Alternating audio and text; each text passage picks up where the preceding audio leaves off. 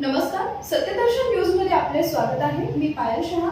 एक नजर टाकूया आजच्या ठळक घडामोडीवर. मोहन भागवत यांनी विविध राष्ट्रीय मुद्द्यांवर आपले विचार मांडले.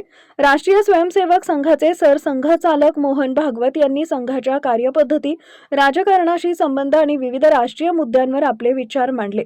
आमच्या संघाच्या शाखेत कोणतेही राजकारण होत नाही असं भागवत यांनी स्पष्ट केलं आहे. त्यांनी सांगितले की संघ एक विचार आणि नीती घेऊन चालतो आणि त्यांचे स्वयंसेवक विविध स्वायत्त संघटनांमध्ये सक्रिय असले तरी त्या संघटना संघाच्या शाखा नाहीयेत.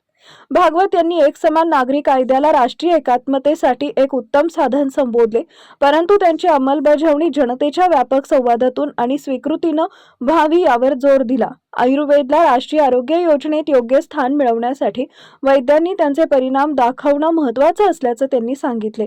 युवा पिढीवरील पाश्चात्य प्रभावावर बोलताना त्यांनी भारतीय ओळख जपण्याचं महत्त्व अधोरेखित केले आणि मातृभाषेतून शिक्षणाचं समर्थन केले.